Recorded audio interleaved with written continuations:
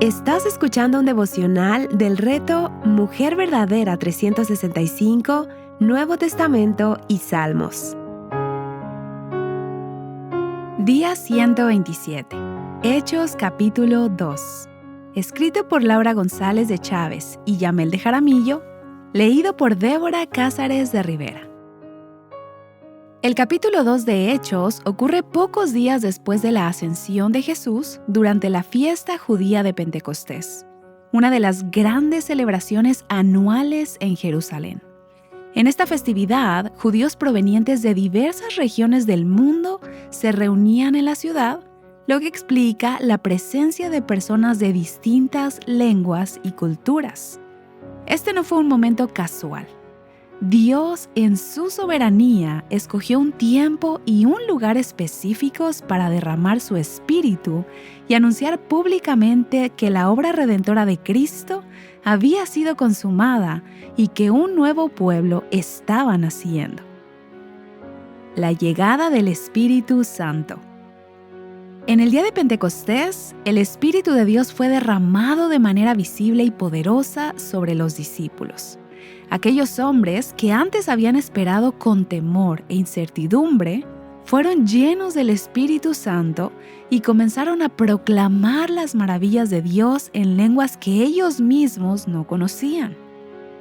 Este acontecimiento no tuvo como propósito exaltar a los hombres ni provocar asombro momentáneo, sino dar testimonio claro de la obra de Dios y señalar que la promesa del Padre había comenzado a cumplirse. El sermón de Pedro. Cristo es proclamado. El Espíritu de Dios llena a estos hombres de manera singular, haciéndoles hablar en lenguas desconocidas para ellos, haciendo que Pedro, un humilde pescador, quien tiempo atrás había negado al Señor, se levantara ahora con denuedo y luz para predicar el primer sermón registrado en la iglesia. A la luz de las profecías del Antiguo Testamento, explicó que lo que estaba ocurriendo había sido anunciado por los profetas y proclamó que Jesús es el Mesías prometido, crucificado y resucitado conforme al plan soberano de Dios. El centro del mensaje no fue la experiencia vivida, sino la persona y la obra de Jesucristo exaltado. El sermón estaba tan ungido que muchos se llenaron de convicción y solo preguntaban, ¿qué haremos? La respuesta de Pedro fue clara y directa: arrepentirse y bautizarse en el nombre del Señor Jesucristo para el perdón de los pecados. Aquel día, Dios mismo añadió a la iglesia alrededor de 3,000 personas, mostrando que el nuevo nacimiento y el crecimiento de la iglesia son obra exclusiva de su gracia. El nacimiento de la iglesia. Hechos 2 no solo registra la conversión de miles de personas, sino el surgimiento de una nueva comunidad unida por el Espíritu Santo. Hombres y mujeres provenientes de distintas regiones, lenguas y trasfondos fueron congregados en un solo cuerpo, no por afinidad cultural, sino por la obra redentora de Cristo aplicada en sus corazones.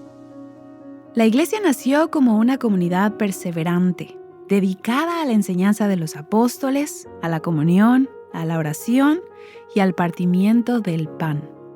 Esta unidad no fue el resultado de un acuerdo humano, sino del Espíritu Santo formando un nuevo pueblo, llamado a vivir una fe compartida y visible.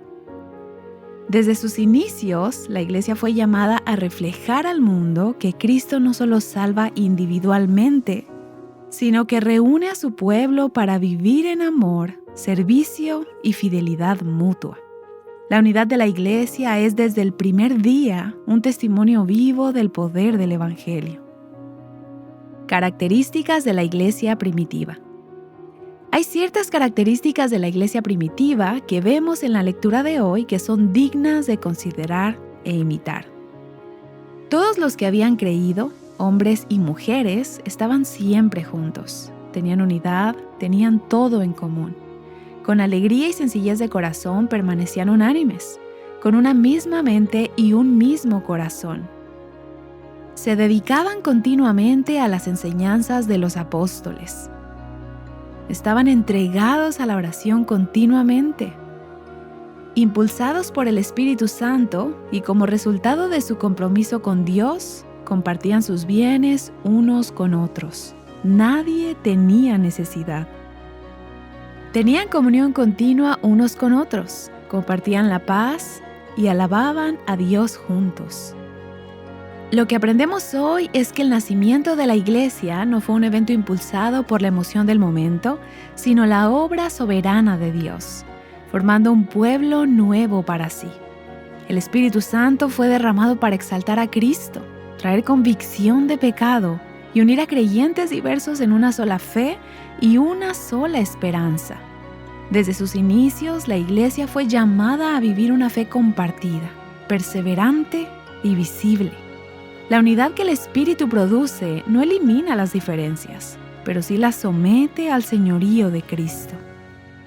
Allí donde el Evangelio es proclamado con fidelidad, Dios no solo salva personas, sino que edifica una comunidad que refleja su gracia al mundo.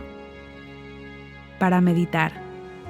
Al ver cómo el Espíritu Santo fue derramado para exaltar a Cristo, ¿qué lugar ocupa Jesús en mi fe diaria y en mi manera de vivir delante de otros? La iglesia nació como una comunidad unida en la enseñanza, la oración y la comunión. ¿Cómo se refleja esta vida compartida en mi relación con la iglesia local hoy? Los primeros creyentes respondieron al Evangelio con arrepentimiento y obediencia. ¿Hay áreas de mi vida donde el Espíritu me está llamando a una respuesta más rendida y sincera? La unidad de la iglesia es obra del Espíritu, no de afinidades humanas. ¿De qué maneras puedo cultivar una actitud de humildad, servicio y amor hacia otros creyentes, aún en medio de diferencias? Al recordar que Dios mismo añade a su iglesia, ¿cómo descanso en su obra sin caer en el control, la comparación o el activismo vacío? Explora más recursos que te guíen a Cristo y su palabra en avivanuestroscorazones.com.